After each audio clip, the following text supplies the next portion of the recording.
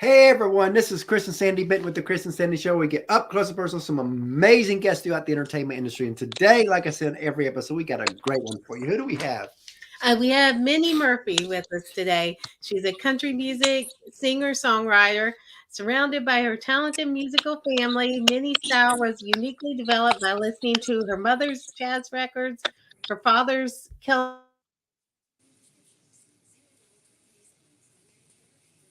over a decade. She has been in Nashville working as a writer and recording demos. She's currently a staff writer at Evergreen, where she's been represented for the past 6 years and where she wrote her upcoming single, Get Over It.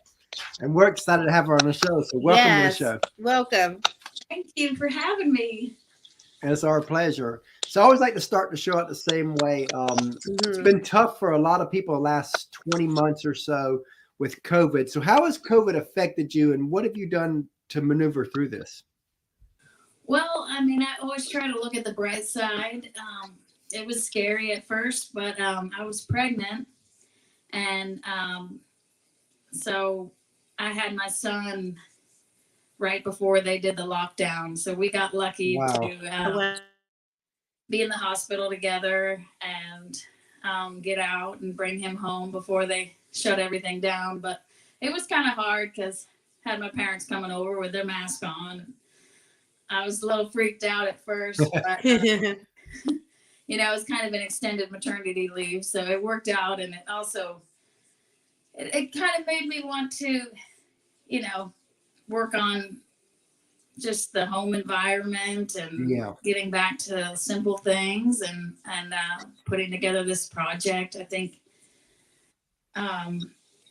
this collection of kind of classic retro country was sort of what I was craving in that time. I wanted to sort of go back to a simpler time and a nostalgic feling of how I grew up in my dad's station wagon listening to country radio. And so, I mean, the world's full of crazy things all the time, but I think that just makes you hold the ones you love closer and just not take it for granted, because we never know how much time we have, Exactly. Right, yes. Now, a lot of people would ask, when did you know you wanted to do music? But I'd like to go deeper that. When did it actually click for you that this could become a career? I think coming from a musical family, that's how my parents made their living. So, I think I was kind of brought up surrounded by that, and it is a struggle, but it's just the best job in the world, and I think there's a huge payoff to go deep within yourself and pull out songs out of thin air and perform them for people and share your heart and your stories. And I just remember being like in probably third or fourth grade, and everybody was talking about what they wanted to be when they grew up. And I always knew it was music for me, because I felt like that was, where I would, it kind of felt like freedom there. You can be whoever you want to be. You can say what, explore all of these emotions and kind of create your own world. And and I think just growing up, watching my mom play piano, I was always like, oh my gosh, I gotta learn how to do that. And then Jamie O'Neal. So what was it like when Jamie O'Neal took off for you? Oh yeah, well, she would always visit for Christmas. She's my half sister, and from my dad's first marriage. So anytime she'd come to visit, and we'd have like Christmas parties, and she would sing, I was just like, oh my God, Jamie. Be crying when she went to the airport to leave, and always looked up to her and watched her do her makeup and everything. And me and my sister Melissa would just be like, wow.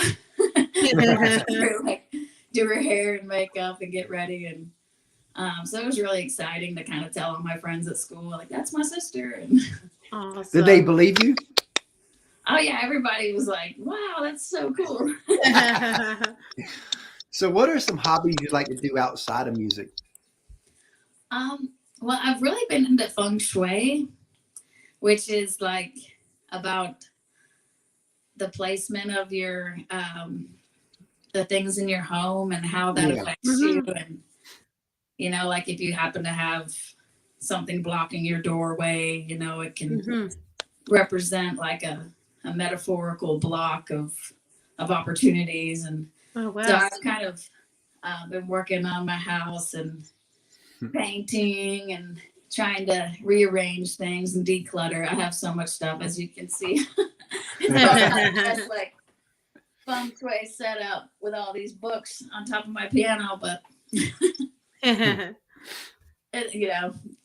just like sort of diving into that. Lately has been one of my passions, and cooking and gardening. Wow. And just playing with my son.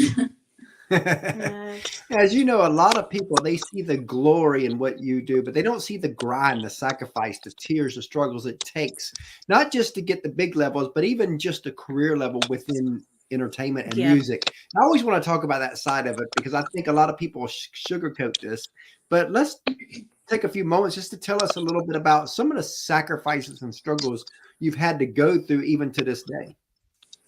Yeah. So, I've had a lot of, you just never, there's no security in the music business, but my parents raised me to, know that my supply comes from the grace of God. And Amen. It does. Yes. So, if you just keep a peaceful attitude and stay grateful and give, then I think that you always come from that place of having something. Whereas if you're coming from that place that you need, then you're always in that state of lack. So I think my dad always told me it's a service, to perform and write and entertain people. So I try to come from that place of giving. And I think things kind of come in from nowhere. People might call me to sing on a demo or you just never know where it's going to come from, and I think that's exciting. So because we feel just like you do, because we're chasing a crazy dream too, just different platform, but still the same dream, because it's we want to be a big show eventually as we grow and all that. So we feel like the guests we bring on, we have so much in common with them because we're chasing the same dream. Yeah, and it's a great time to if you have that faith size of a mustard seed, you build it and you just start.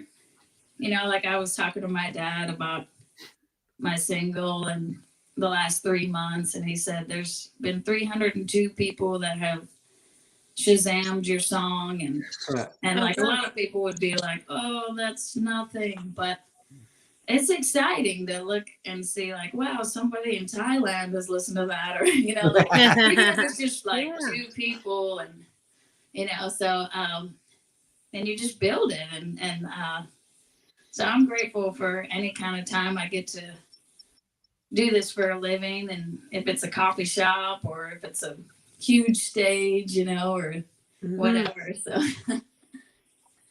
So you're going to perform for us today, right? Yeah. Are you performing the new song? Well, I was actually thinking I would do another song off the upcoming album that's sort of based on what we were talking about. Okay. Yeah, that perfect. sounds good. Tell us a little bit about it, and then the floor is yours. Sure. So this song is called "The Pick Didn't Fall Too Far from the Strings." Yeah. And kind of based on that apple didn't fall too far from the tree. Yeah. Growing up, seeing my parents make their living performing music, and Yes. that's kind of what the song's about. And seeing my son loving to play the piano and the guitar, got him on my album too. And so, and also on this song, I got my dad to play guitar in the solo, so that's really cool. And so floor is are you yours. ready for it? Yep. We're ready. We're ready. Yeah. So I'm gonna sing it to the track. It's an instrumental track so that you can hear my dad's solo that he recorded on there. Oh, wow. Oh, that's awesome. He told me I should just call it the pick instead of the pick that fall too far from the strings. But Yeah. I like the long titles because back in the day in country music, they'd have those parentheses in the title, you know? Yes, I The remember. pick didn't fall too far from the strings in parentheses. Yeah. 'Cause I love that whole thing about how these strange song titles back then. But. Yeah. Yes. All right, here it goes. Awesome.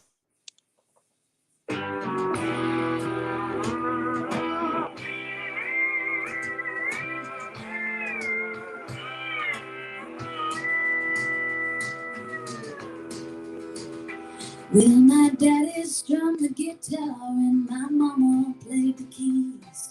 And honky tonks and taverns in the Moose Lodge twice a week. I was just a child out watching set up for the night. Sound checking country rock, and he let me take the mic before the doors opened at 5.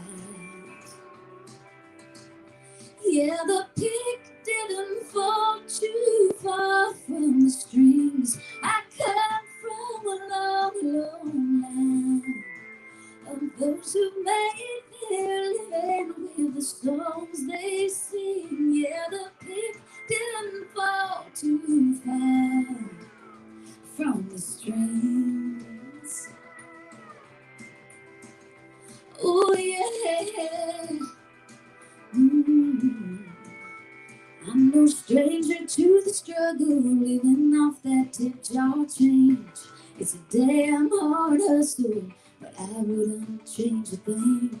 And I'm proud to say I never worked a day in my life, 'cause the labor of love is worth every sacrifice. I was born to walk the line. Ooh, the pick didn't fall too far from the strings. I come from a long, long line of those who made their living with the songs they sing. The pick didn't fall too far from the strings.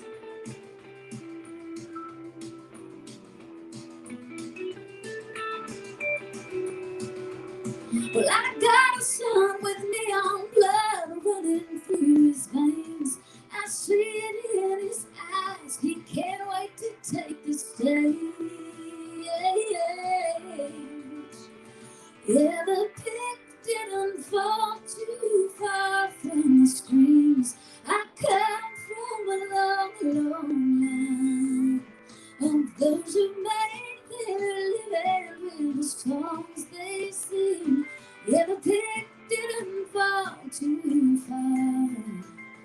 No, the pick didn't fall too far from the strings. I come from a long, long line of those who made their living with the songs they sing. Yeah, the pick didn't fall too far from the strings.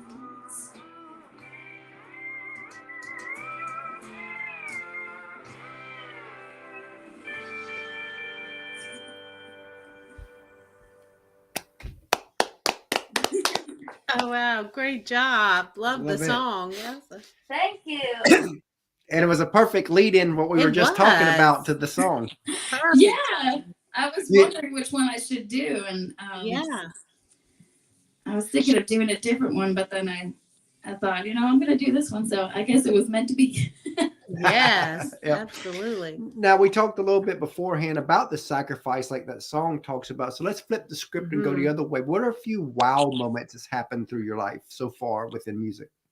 Sure. So, just getting a record deal my senior year in high school was amazing. But I quickly learned that that's just the beginning of it, because Sony merged with RCA, and I lost my deal. Never got to put my album out, but so that's when I went back to waiting tables, but also performing and doing piano bar stuff and singing around town at Tootsie's and Sambuca restaurant, doing a jazz trio. And one night, some movie producers came in and asked me to be in their movie. And so, wow. Oh, wow. And it was the first song that I ever wrote called Bluer Than Blue. And I wrote it when I was like 15. And it was like, Bluer Than Blue, you broke my heart in two. I thought it was a terrible song. But I mean, it's pretty cool. It's jazzy. It's got a vibe to it. And they were like, no, that's the song. And I was like, are you sure? I wrote another song, but they were like, no, we want that song. And that was just a huge confirmation for me as a writer to get like my first song in a big movie, and I got to be in the movie and singing in a bar scene and starring Michael Clark Duncan and Luke Perry and Mario Van Peebles directed it. And so that was one surprise that just came out of left field. And then got to sing backup for Martina McBride at the CMA Festival, and then got to sing with my sister Jamie on the Grand Ole Opry. That was amazing, just walking out on that stage and the lights. Sung with her at the Ryman, and we did the Jay Leno show back when it was Jay Leno. And then recently I've been working with a screenwriter, and we are getting 3 songs in his upcoming Netflix movie coming out this Christmas called the Noel Diaries. So that's been really fun because it's like 3 different genres. We got a jazz song, and then a really country duet that I'm singing with Ty Herndon. And then the 3rd song is like an R&B, kind of old school R&B Christmas song. And I got one of my best friends, AJ Wells, to sing that. He's an amazing gospel singer, and got to produce it all and get the band together. And so that was a really fun project to kind of be in charge of everything and oversee how it's going to sound and mixing it and all that stuff. So yeah, there's been lots of ups and downs. How's Nashville been for you?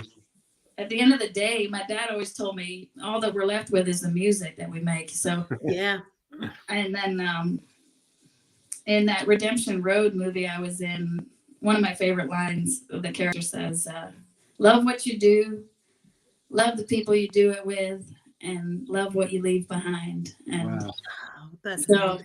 That was, I just think that, there's fame and glory and money and all that stuff that people can get swept into, but the most rewarding thing is the journey and working on the craft and having something that you're really proud of, I think. So how's Nashville been for you? I love Nashville. Nashville's such a unique place. We're moving out there eventually. Yes, in the next year or 2. Yeah, it's great. And there's just so many talented people here that move here from all over the world, and world-class musicians, and, something to do every night. But yet it has a small town feel, and there's a community of people that help each other out. And so I've been really blessed to just be able to do what I do and meet these people and collaborate with such talent. And so I love it here. I miss the water. That's the one thing. If there was no ocean, then it would be like, talking about the kind of place Nashville is, I've got a really cool story that happened to our 10-year-old, which he was 9 at this time. Oh, yes. But, we went last year 4 times to Nashville. We couldn't get enough of it. And we're going back in April. Oh, yes. But we were down. It was our first night in Nashville. First night ever. For any of us. Yeah. And so we're downtown, we're walking, and we're in front of Honky Tonk Central. And apparently one of the whoever was at Honky Tonk Central, the drummers seen little Chris and watching them play. So excited he handed somebody a drumstick to say, go give that to that little boy. So they did that. And we thought that was the coolest thing, but we had no idea where this was about to go, because we crossed the street and we're in front of Dirks Bentley Road and we're watching the artist there. And she was on stage and she looks back and she sees little Chris with the drumstick. Yeah. So she jumps down and asks him would he like to play the drums with them for a song. It was summer of '69. So she pulls him through the window. Literally, they pull him and puts him on the drums, and he gets to beat with them while they're playing summer of '69. To a packed, so amazing cheering crowd. He'll always needless to remember say, that. We were already planning on eventually moving to Nashville anyway, but he sold on Nashville after that night. Yeah, that's so cool. Yeah, people are so friendly here. There's that Southern charm, and that's amazing. What a cool story. And he'll always have that. Yeah, he'll always have that. That's awesome. So as you know, a lot of people, they see you, but they don't see the team behind you. In our opinion, teams never get the love they deserve. But in our show, they get love. So take a few moments to tell us about the team that helps you be who you are. Yeah, well, I mean, working at Evergreen Publishing has been a huge blessing. And my publisher just passed away a couple weeks ago, but his business partner is going to continue with the company. But my publisher that passed away, his name was Johnny Morris, and he just would always say, "Tee it high and let it fly," and he believed in me and stood by me through some really rough times and growing pains, and but we've assembled a publicity team, Aristo Media. We love them. Yeah, they're awesome, and they're family friends. I sung at Matt and Christie's wedding, and oh wow. My dad was really good friends with Jeff Walker, and then we have Brad Helton, who's great with the DSPs and getting on playlists, and so yeah, we're kind of just building it, and we got a little radio team that we're doing, pushing the song up, and it's all independent right now, but it feels good to just kind of have this family of people that are working it, and just step by step, we're putting that music out there again. And I wasn't actually planning to try to be an artist again, but I think having a son, becoming a mom, was what made me want to pursue the artistry again, so that I could set that example, like never give up on your dreams, because I've had a couple deals that fell through, and there were times I thought about giving up, but I just love music so much, and when it's in you, it's in you. Yeah. So tell us about your new song. Yeah, so my current single is called Get Over It, and it's got that nostalgic kind of old school 90s country vibe that I love so much.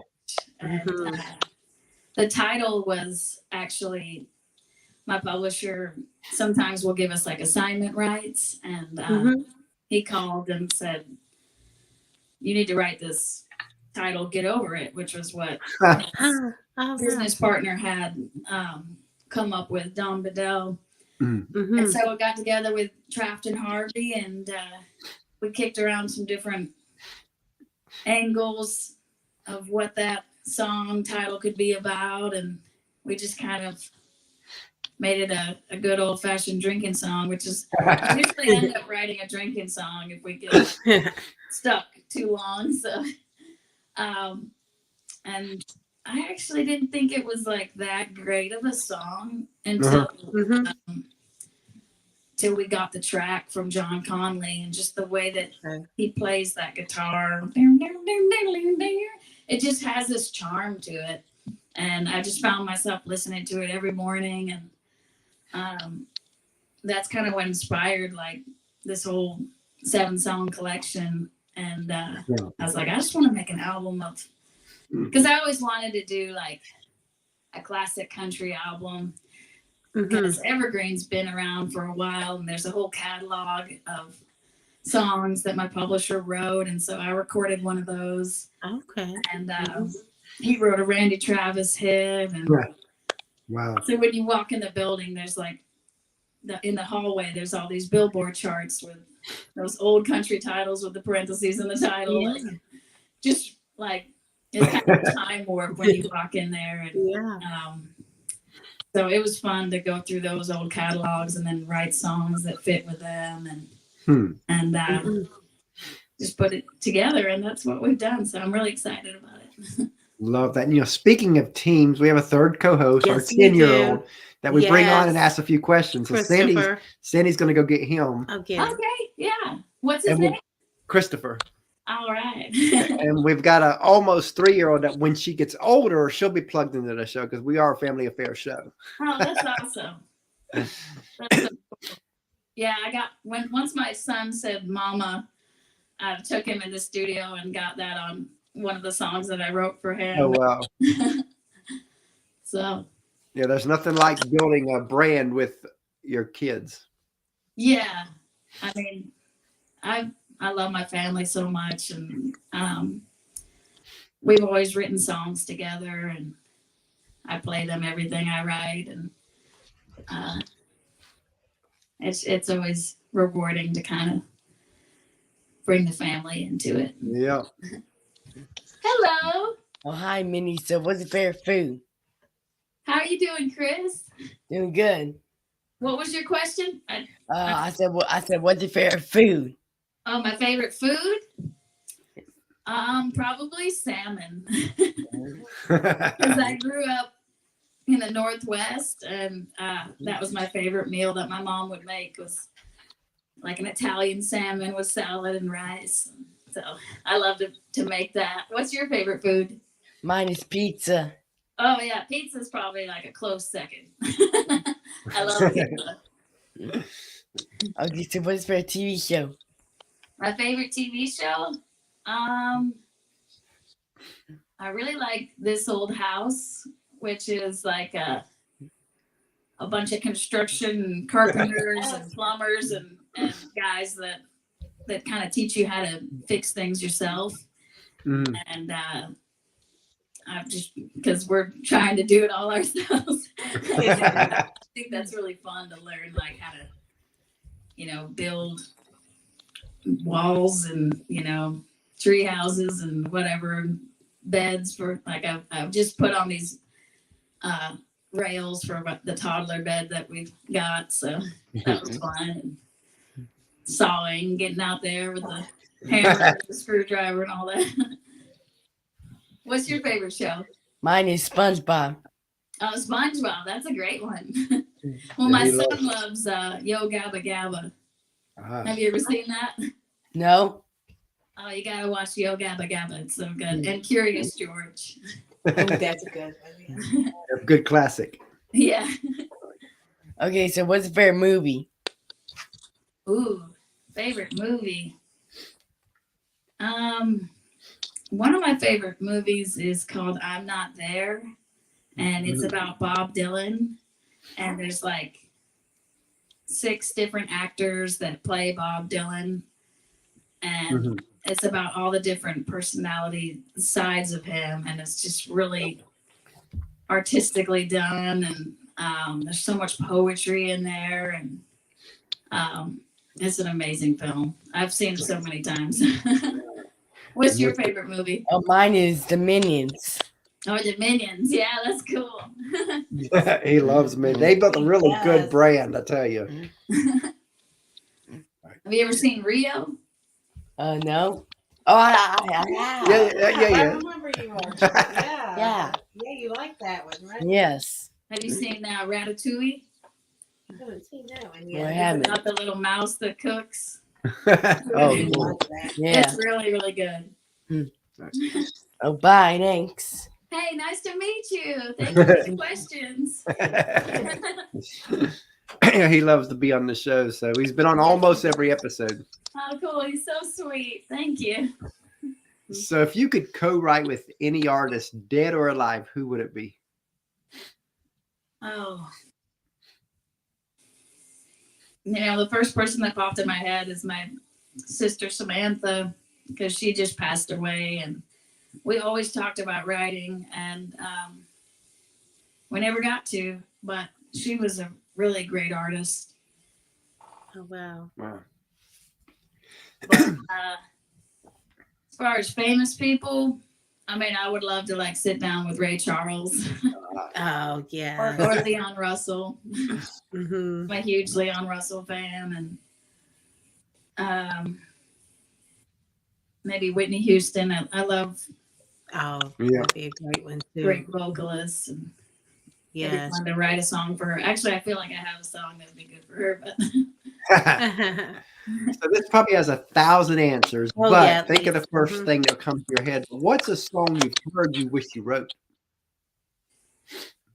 oh, there's a song called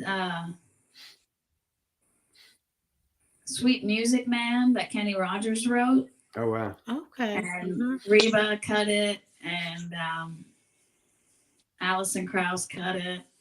Mhm. I love that song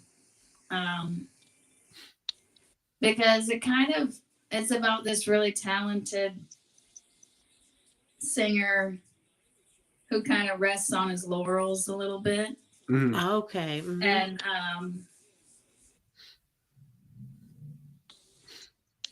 like one of the lines is, you surround yourself with people who demand too little of you. Oh. And it's easy to do when you're like successful and really charming, and then people want to like sort of kiss your butt or whatever. Mhm. Like I remember meeting Big Kenny from Big and Rich, and Oh, yeah. he was surrounded by all these people that laughed at everything he said, and he is really he's really funny and very Yeah. charismatic. But I remember he looked at me and went, "Are you sure you want to do this?" It's like, I could see that it was hard, like Yeah. his eyes, like, sometimes you don't have people to check you, and keep you, Mhm. because everybody wants to keep their job, and Yeah. but I think I got off on a tangent. What was the original question? Now, you know what's funny is we got a Big Kenny story. Oh, we do from our first trip Yeah. to Nashville. Online they always have where you can look up the celebrity homes and see where they're at. And Christopher And wanted he us wanted to go out check out several. Big Kenny. Yeah. So we found the address. Yeah. So we drive to the house. Yeah. Just And we're in driving front of by. this house. We're not sure if it is his house or not. Mhm. Because of course you never know with addresses online. And we're looking, and this car pulls up on the side, and the window starts to come down. So I'm thinking this person's going to say, "Oh, is that Big Kenny's house?" So I thought maybe they're kind of sightseeing like us. Yeah. And they rolled out, and this woman says, "May I help you?" And I'm not sure what to say. And I was like, "We're just driving by, and we heard this is Big Kenny's house, so we kind of stopped." And she was like, "As a matter of fact, it is, and I'm going in there right now," because we had her blocked. Yeah, we had to move so she could get in. And then she was like, "Well, he's not here right now. Do you want me to say anything to him?" I was like, and the first thing come to my mind is just tell him Chris and Sandy from the Chris and Sandy show stopped by. Oh, cool. But I had no idea what the, Yeah, again, it was we just were one like of the moments. deer in the headlights there, And the funny part about the whole story was I missed the turn to go to the house, and we had to go all the way around the block. So if I wouldn't have missed that turn, we wouldn't have caught that. Wouldn't have happened. Yeah, that's funny. Wow. Yeah, he's really cool. Now, back in 2015, we got to interview Kelsey Ballerini before she was Kelsey. And one of the questions I asked her was where she would be in 5 years. And I always like to tell this story before I ask the guest that same question, because the answer she gave us back then is to the T of what she's living now. She knew where she was going. Yeah. Knowing that, where do you want to be in 5 years?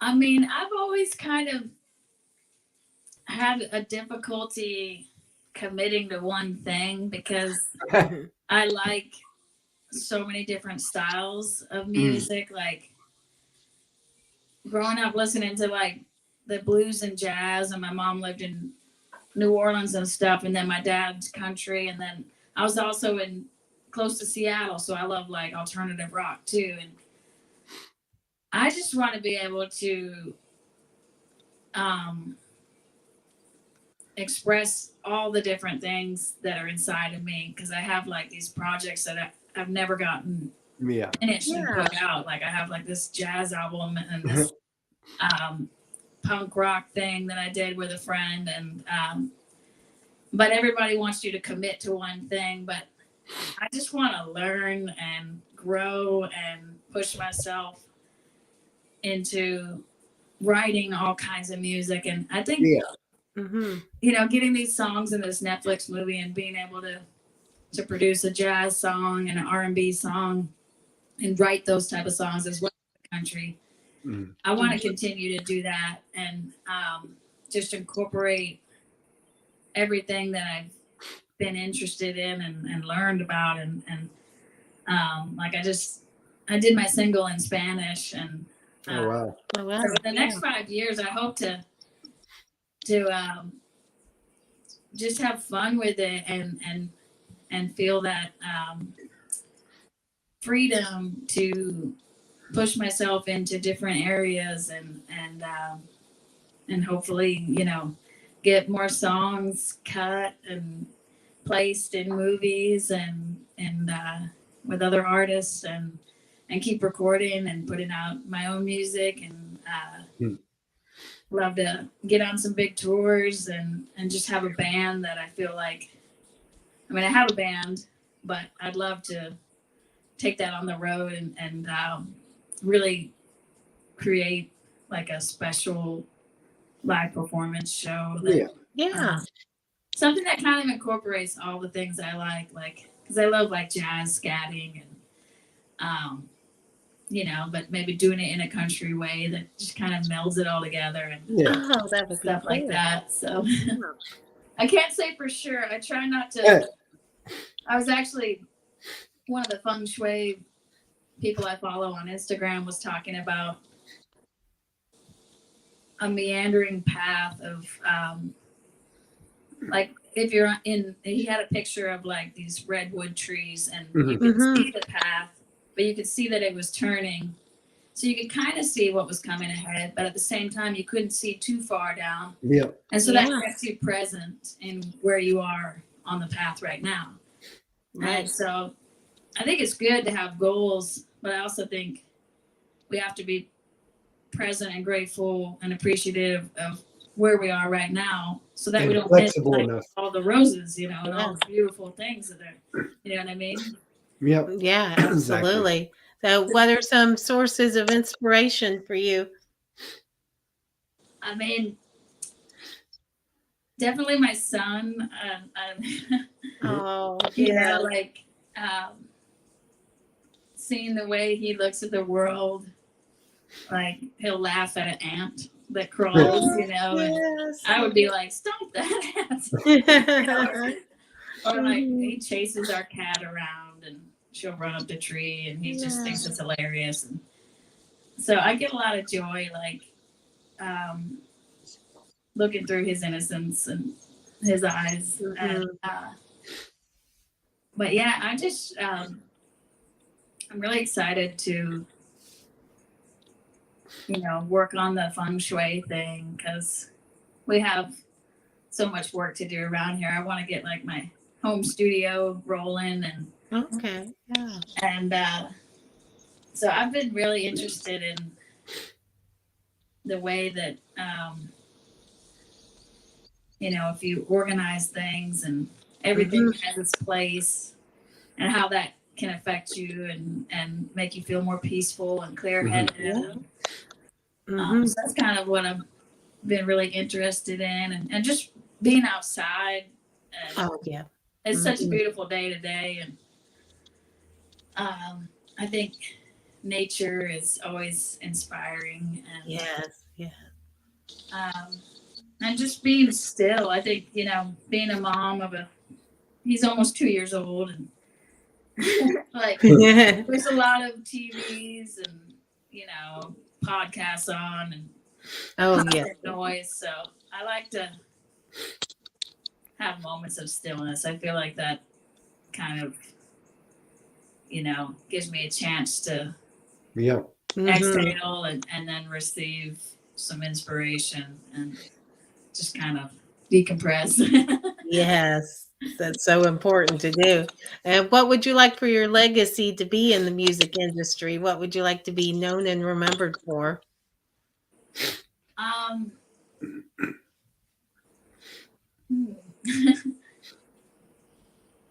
I mean, I just want to make music that relates to people and feels honest and emotional. And,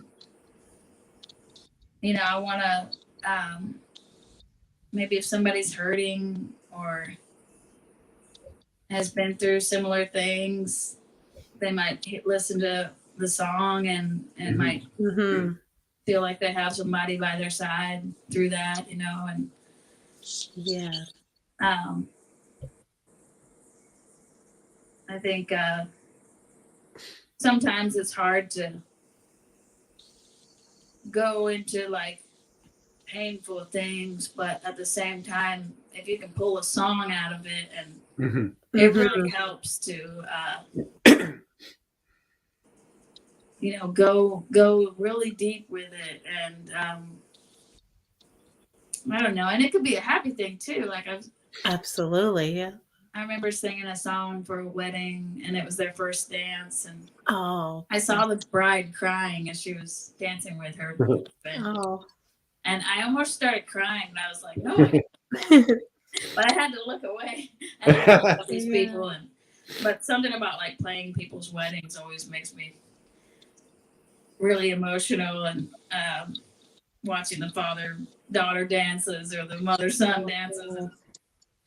So I just want to be able to touch people and, hopefully have like stuff that they can look up and listen to when they want to, Yeah. As we start to close out here, if you had a friend of yours that wanted to do what you do, what advice would you give that person? Well, it all starts with yourself. I think that, if you have a piece of paper and a pencil or a pen, and you don't even have to be able to play an instrument. I mean, you can always learn. It's never too late.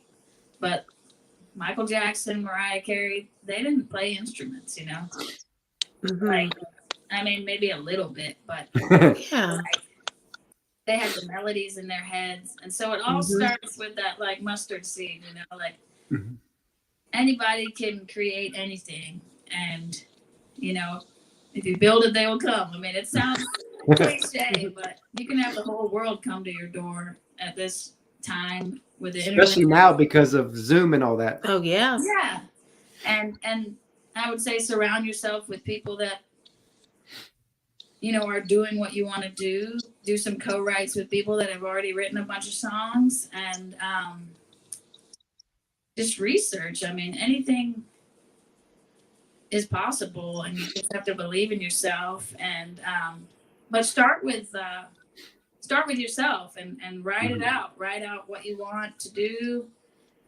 Write out your song ideas. Work on them. Edit them. Rewrite them.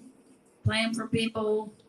But ultimately, if you feel like it's good, that's what counts. Because nobody knows. I mean, somebody might say, "Oh, it has to be 3 minutes," and it has to have, beats per minute, make it an up tempo, or don't talk about that. And there's all these things that people say, but if you believe it's good and it feels empowering to you and true to you, then people will pick up on that, Yeah.